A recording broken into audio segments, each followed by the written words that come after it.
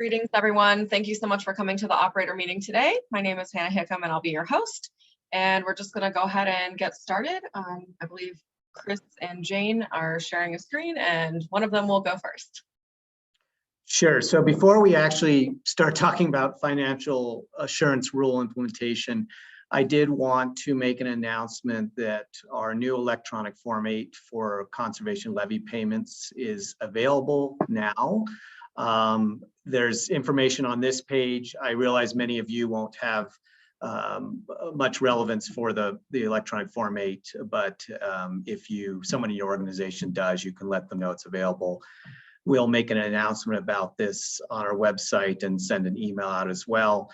I just want to remind everyone that for the Form 8, for the first quarter 22 levy payments, which are due June 1st, you should use this new electronic payment system.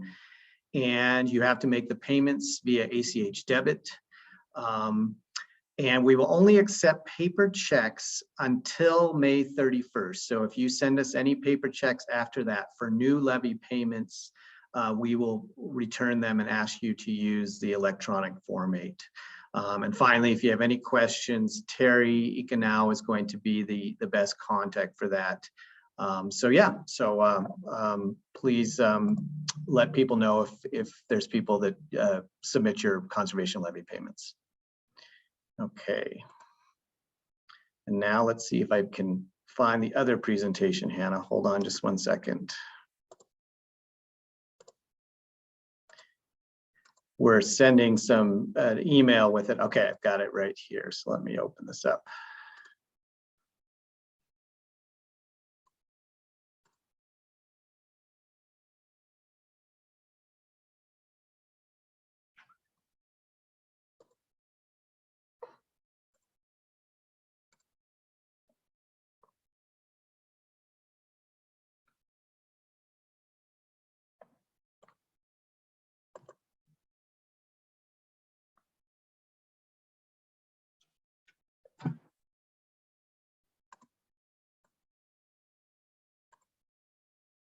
Okay, I think we're good to go.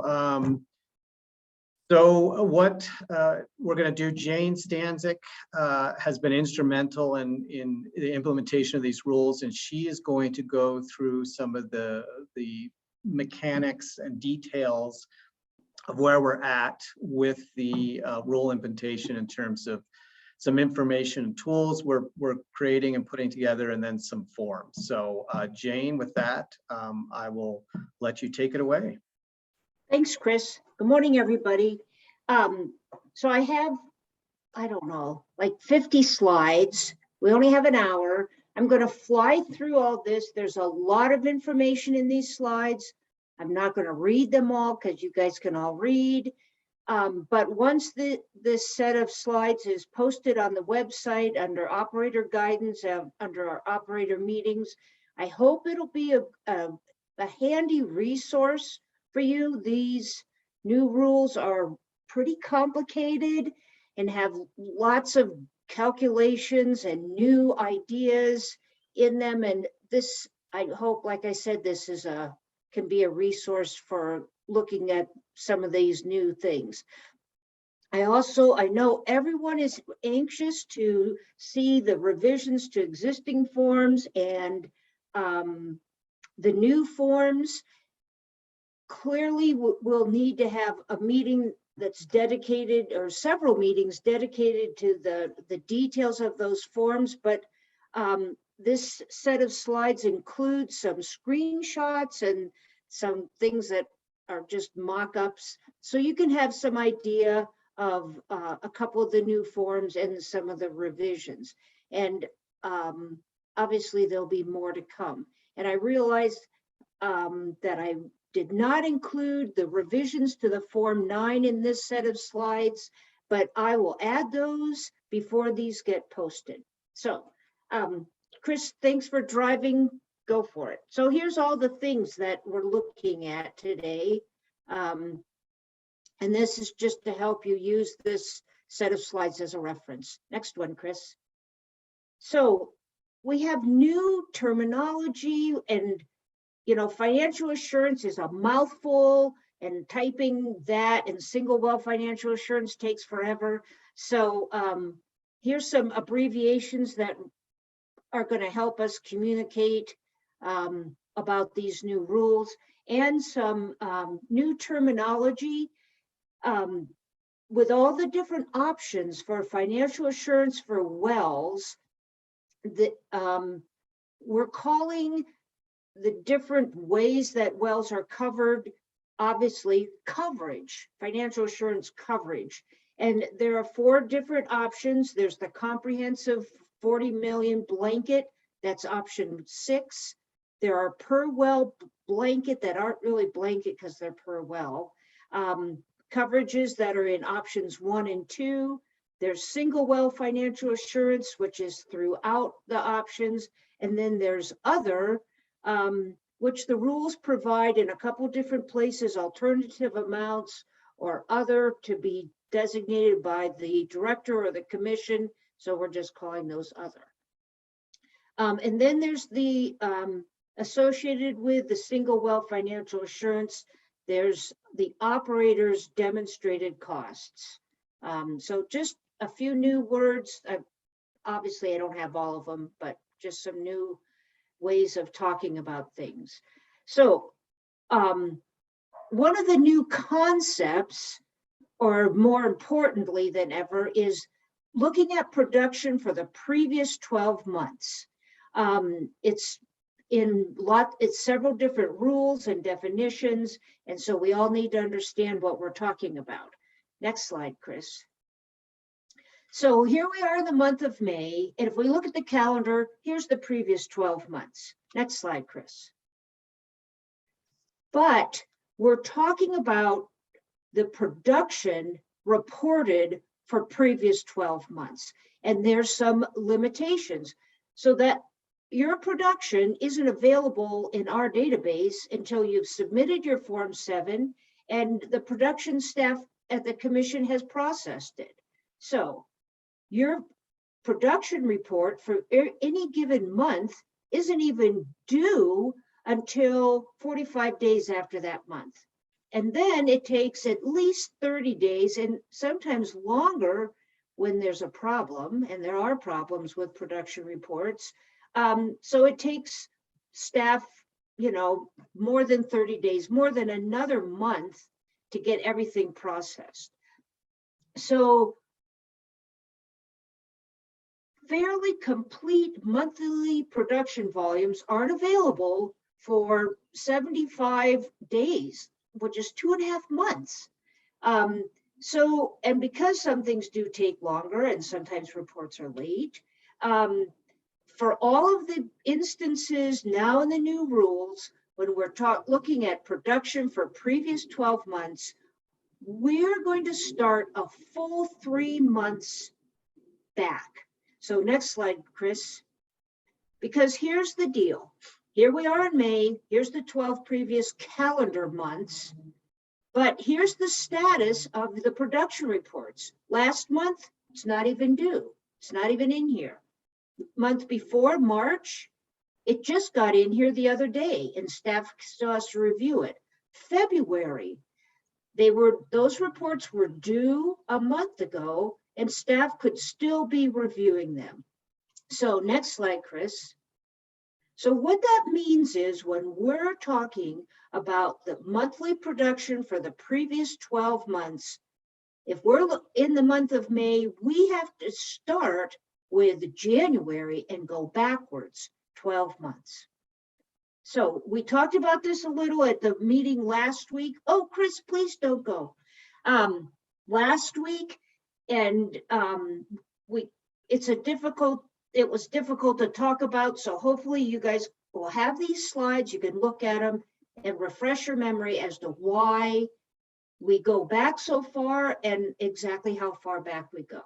So the little inset here is a new piece of a set of information that's going to be displayed on the scout card for every well, and it shows the production, some production calculations for the previous 12 months, and it shows not the previous calendar months, but the previous production data months.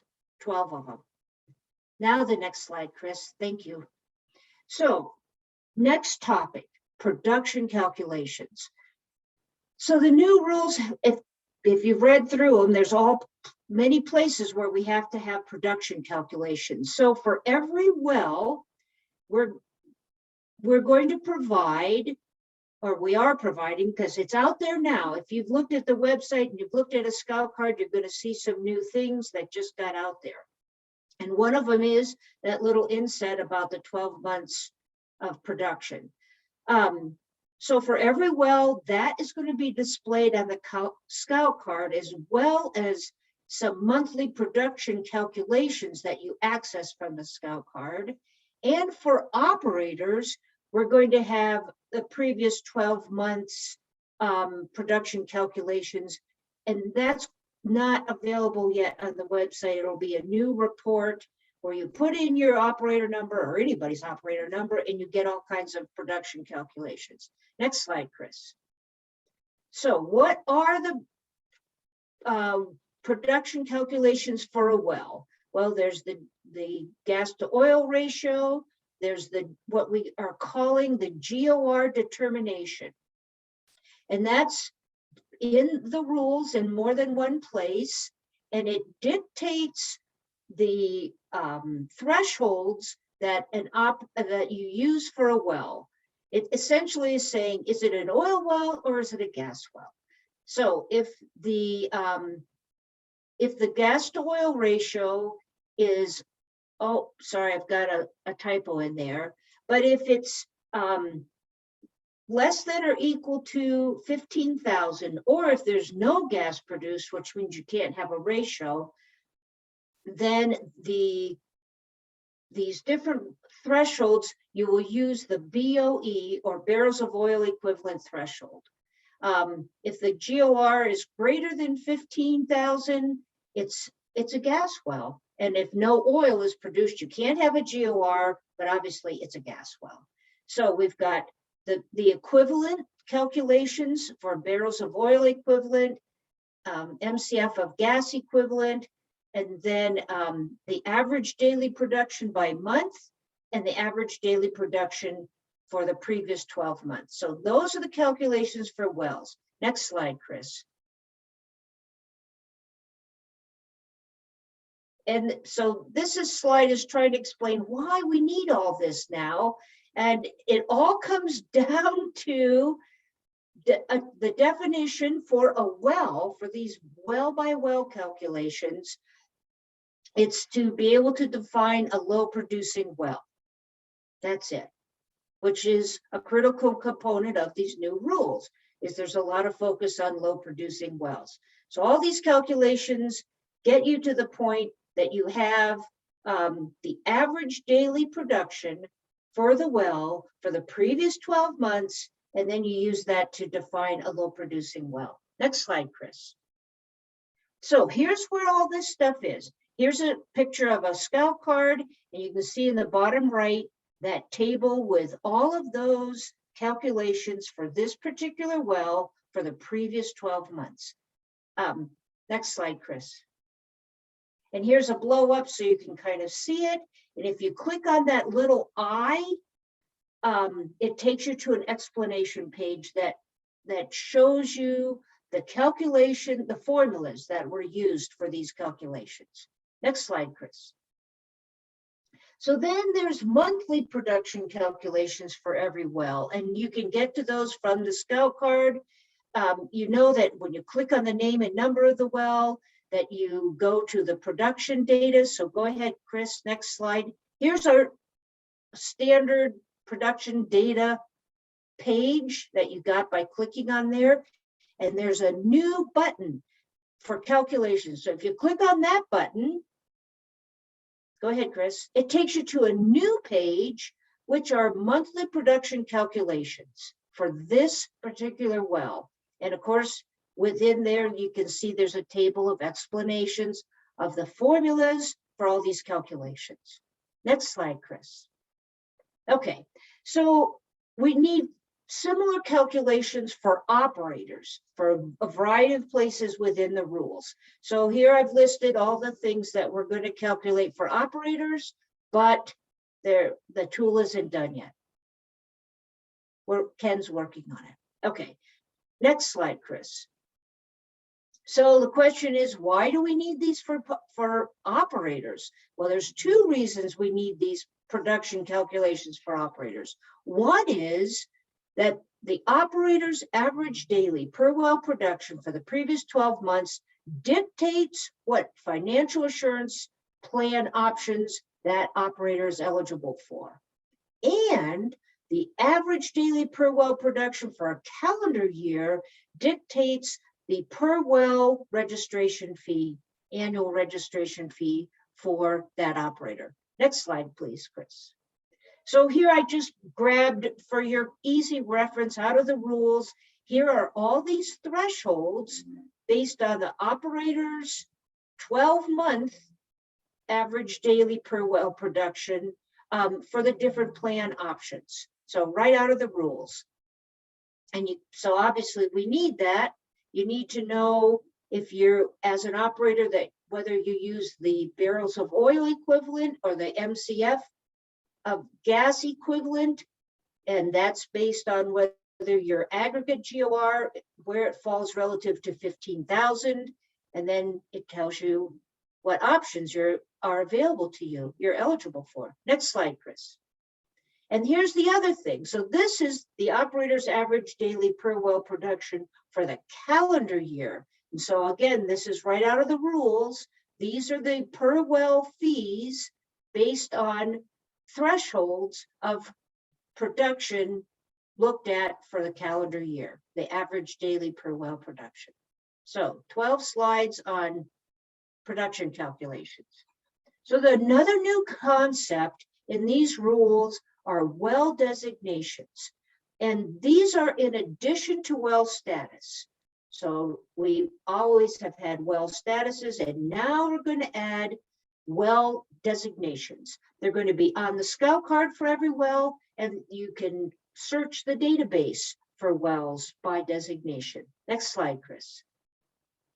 So here's the scout card, and here's a summary table that's on every scout card that tells you what this well's designations are. So in this case, this well is defined in active well, and it's also a low producing well. And there's an I to click for explanations.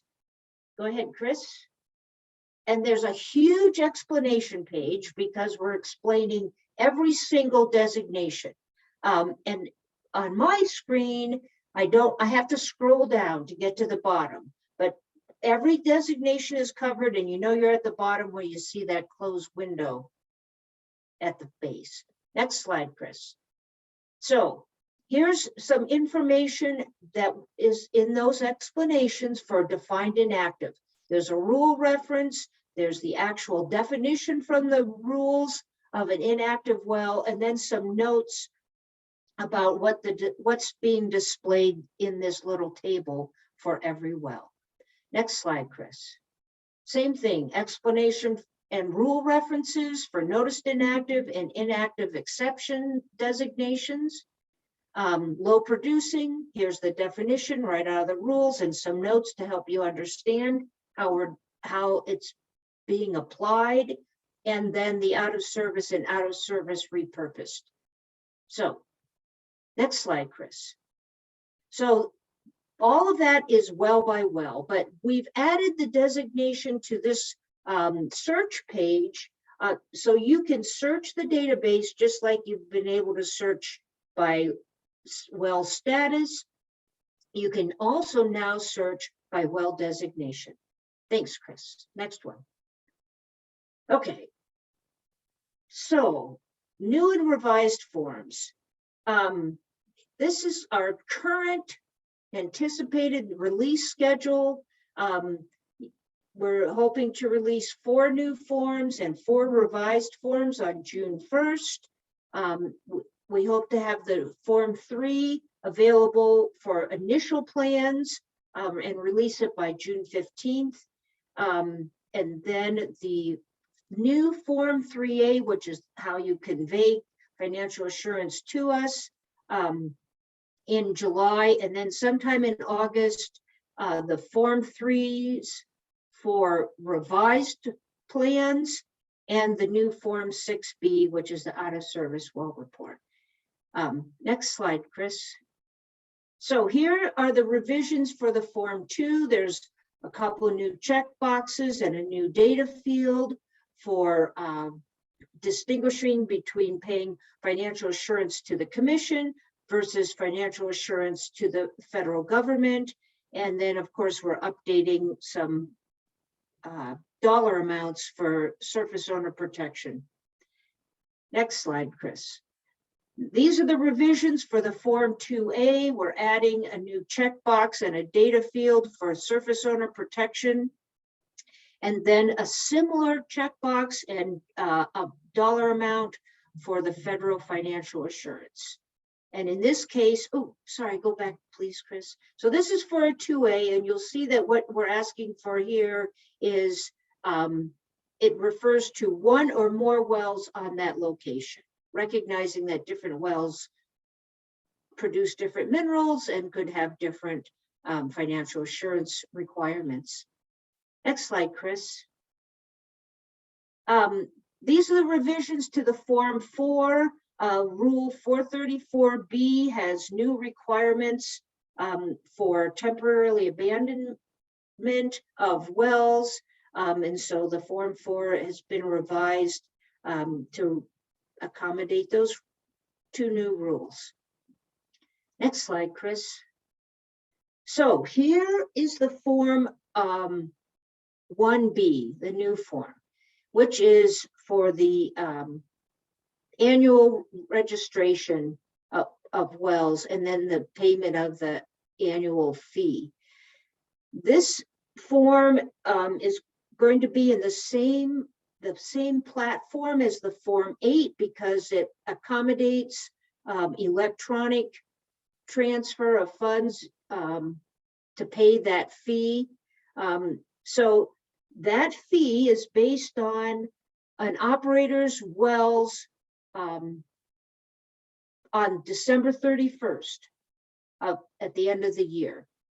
And so the form is actually going to auto-populate that list. And we will have a tool on the website for operators to access their lists as well. But the form's going to pull it all in. Boom, it's all in there. Next slide, Chris. And then the form is going to, from that list, it's going to populate this well status table. It's going to total up the well status, the number of wells that are subject to the annual registration fee. All you have to do as an operator is put in your aggregate GOR for the calendar year for your production, and what we talked about a minute ago, your average daily per well production for the calendar year. So you're going to put those in there. That's going to dictate whether you use the BOE or the MCFE thresholds, and then also what your fee is, and that'll be auto-populated, and then it'll be auto-calculated. Next slide, please, Chris. So one of the new things on this new form and in the rules is your liability insurance information.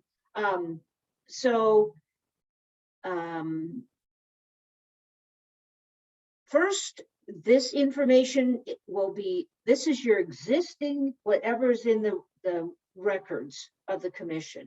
And so that's going to auto-populate, and then it's going to add up to show the total of your liability insurance.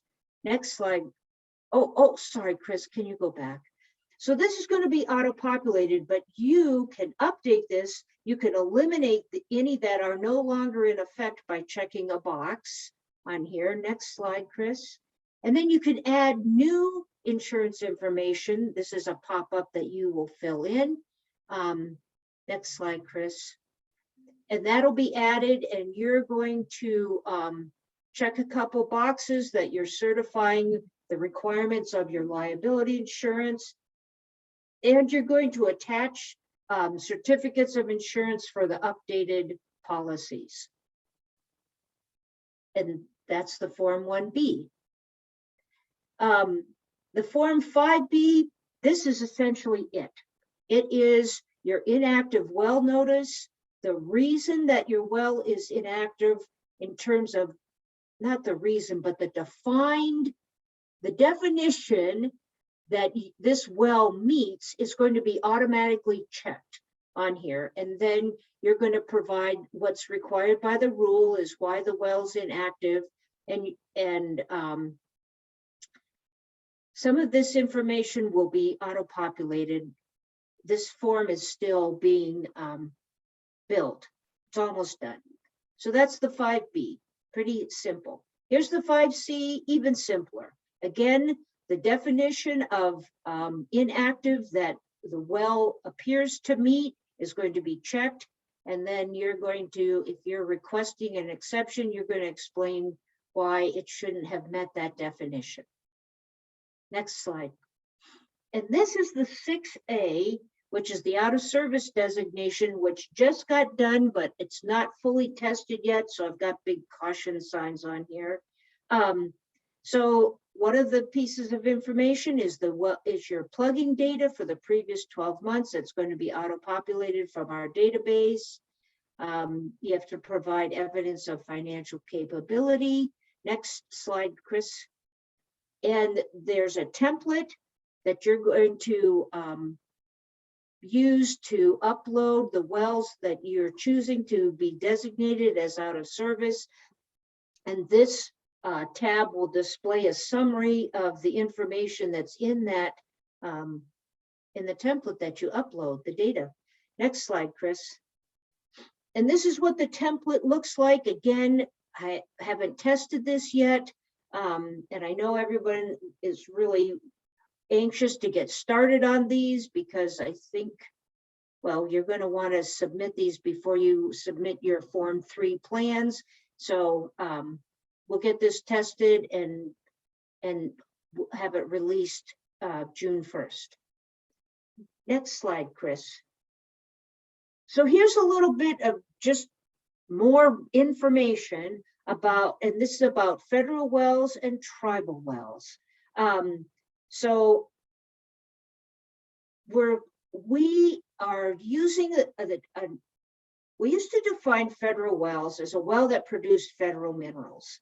And we based that on whether or not the Form 2 had federal minerals checked on the box. But now it is more important to distinguish and identify federal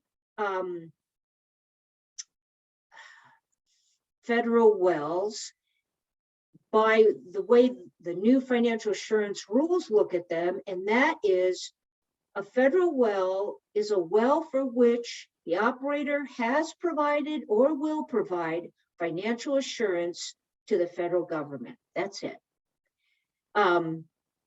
Talking with the BLM, there's a variety of different ways that is required. And it isn't information that we've ever collected on wells. So we don't have the capability of identifying accurately all the federal wells.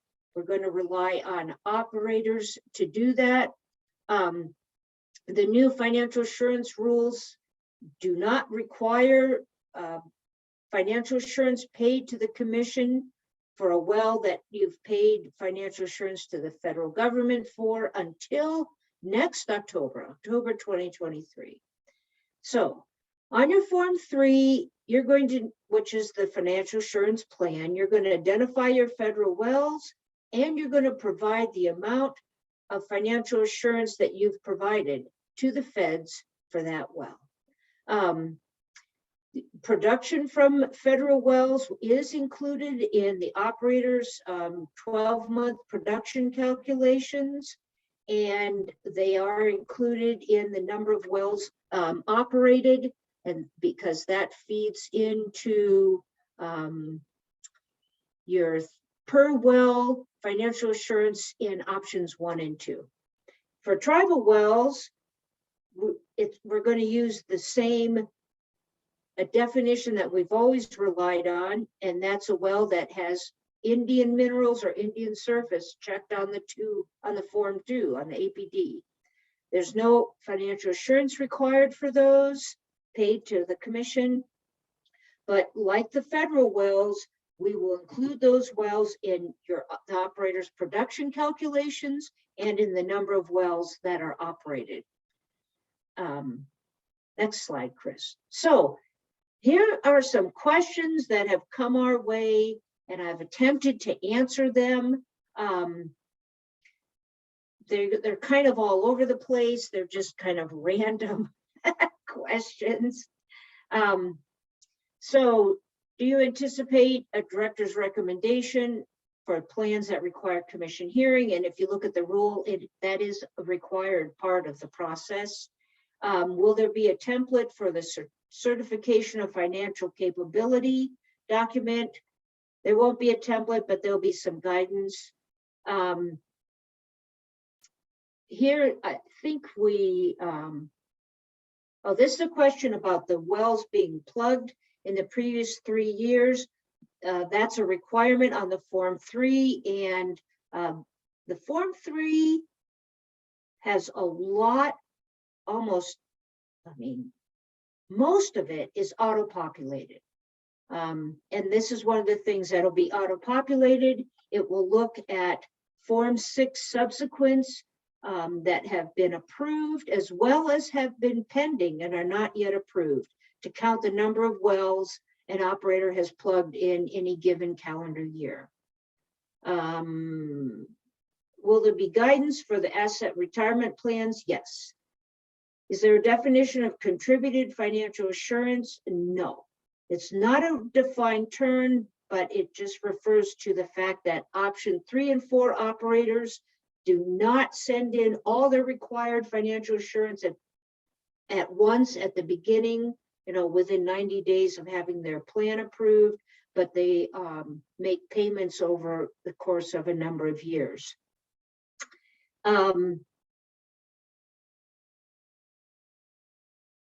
So if you're calculating your blanket financial assurance per well, which is in options 1 and 2, everything's included except PADAL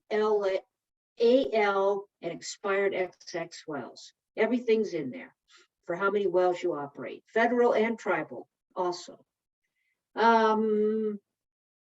Do you pay a blanket bond for wells that are covered by single well financial assurance? No.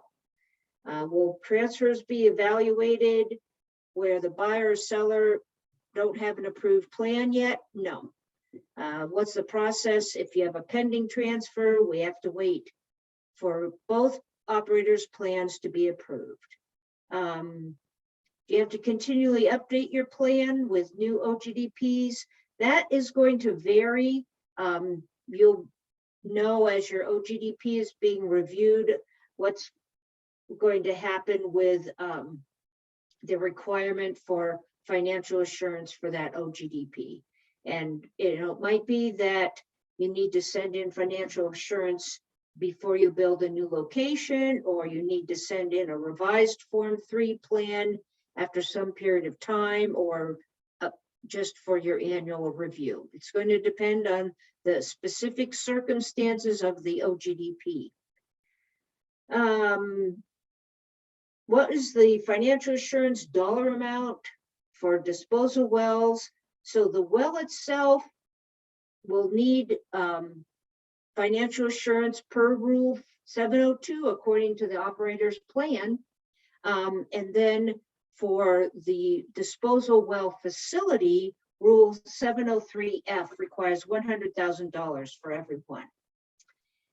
And then how does the release of financial assurance for a well that's plugged, if it is not subject to single well financial assurance, meaning it's covered by, could be covered by other, and if that's the case, you file a Form 3A and request that it's released. It could be covered by a comprehensive 40 million or a per well blanket like options 1 and 2. It just depends on the coverage for that particular well. So once the well is plugged and has passed final reclamation, you can file a 3A to request the release. And staff, depending again on the coverage, they may be able to release it with that, or they may ask you to file a revised Form 3.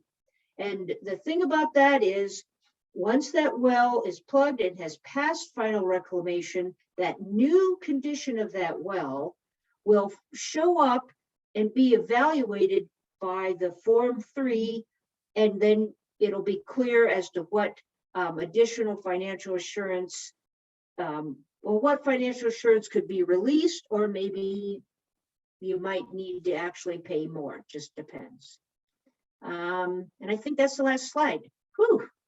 Sorry. So I know that's a lot of information. Like I said, I just put all this together to get you guys some information, and you can use this document for reference. So are there questions? Doesn't look like very many.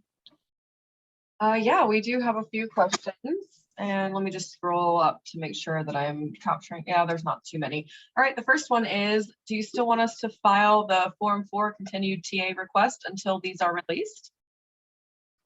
No, it's not required by the rule anymore. As of April 30th, when the new rules went into effect, that continued TA reporting was removed from the rules, and there's new rules about notice and then request for extension.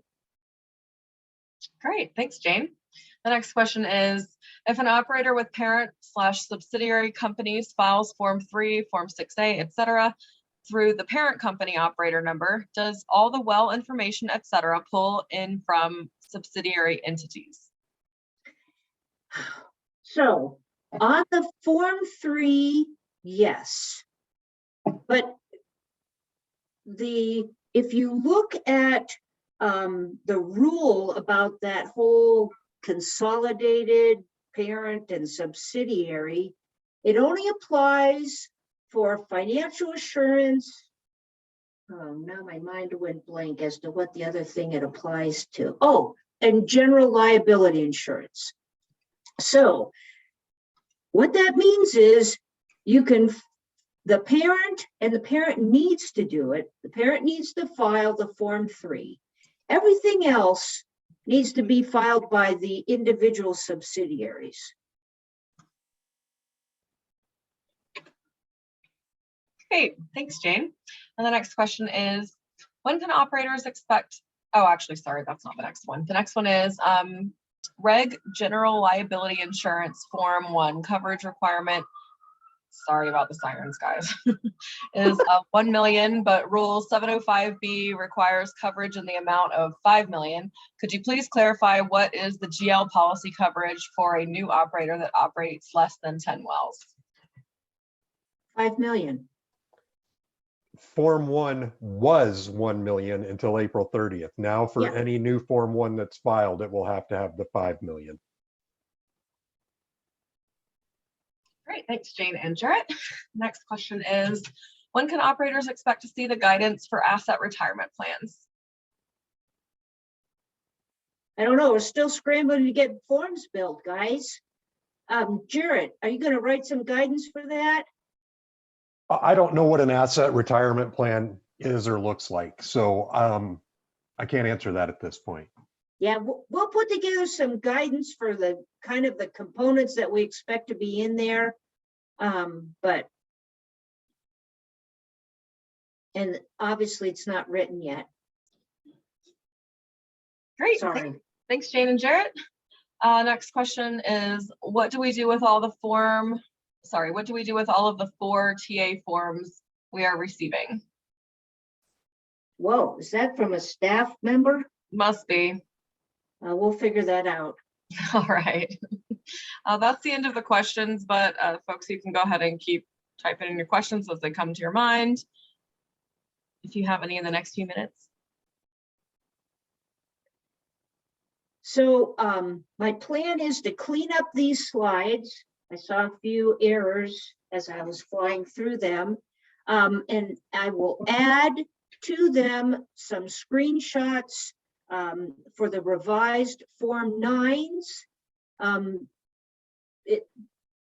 that now require information about locations for low producing wells. So I'll add those to the slide so you can see those, because I know you're curious about that. And it'll be posted. And we'll have more operator meetings when we get these forms ready to release with more details. So watch for Hannah's emails, watch the website, because they might be random. There's a lot of information to convey. Yes, as soon as information is available or forms are released, we'll try to have potentially a meeting to discuss it. Thanks, Jane and Chris and Jared and everybody. Oh, real quick, just to remind everybody, if you want to be added to the operator email list, you got to email me and let me know. Otherwise, I won't know to put you on there. Every time I mention it, I get 3 or 4 requests. So I'm going to keep mentioning it until I get 0 requests. And it looks like we have a couple other questions that came in since then. And I just typed that into the chat, my email address, so that you don't just have to know it. And the next question is, I may have missed this earlier in the presentation, given the slow rollout of the forms, etc. Has there been any consideration to extend the deadlines? No, they're rules. We don't have the power to change any of that. Great, thank you, Jane. And Sabrina just wanted to give a shout out to Jane, Chris, Jarrett, and the others who have dropped everything to prioritize this huge effort. Thank you, Sabrina. I'm sure that the rest of us also echo those sentiments. And I would just add, on the asset retirement plan, this is something the commissioners are asking the operators to provide. This is not necessarily, an area of staff's expertise per se. So, I'm trying to think through the question that we got asked there. I'm not, we'll put our heads together and see if there is guidance that we think is helpful. But, maybe that will just be sharing somebody's plan as an example. I don't know. But, so just in regard to that guidance, I think it's on the operators to communicate to the commission what they think their asset retirement plan is. I mean, it's a fairly open-ended request. So, I mean, other than saying you need to tell us how you're going to retire your assets, I'm not sure what more guidance we're going to give, but we'll think about it. Thanks, Scott. And we've got a couple more questions. So the first one is, what option do new operators with no wells fall under? They don't. So the rules, those options in a Form 3 plan are only for operators with wells. If you don't have wells, you don't need a plan. If you have other facilities, those are covered under Rule 703, and you will simply file a Form 3A identifying the facilities and providing the financial assurance for them. If you acquire wells, then that's another thing. Great, thanks, Jane. The next question is, for the benefit of all, could you please release multiple dates for future trainings so operators, consultants, and staff can plan accordingly? Oh, great. I'm so glad that you mentioned that. It should be in every single one of the emails that I send, the dates for the whole rest of the year, hopefully, but I can go ahead and throw those in the chat too for you. But we're going to add additional ones because once a month, there's a lot happening here in the next couple of weeks. So that's why I said Hannah will send out, just like she did for this one, and we'll put on the website. If we have some forms ready, we'll get organized and we'll have a meeting for you. We will try to plan them as far in advance as possible and make the announcements, because I think that's what the question was regarding is. And so we'll do our best to get, if we know ahead of time, we will send out. And if we have multiple meetings we can set up, we will do that. But this is a very much a moving target and evolving process. So. Thanks, Jane. Thanks, Chris.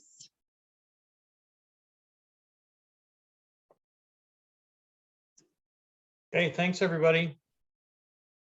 Yeah, everybody have a great day. Thanks for coming. Thank you. And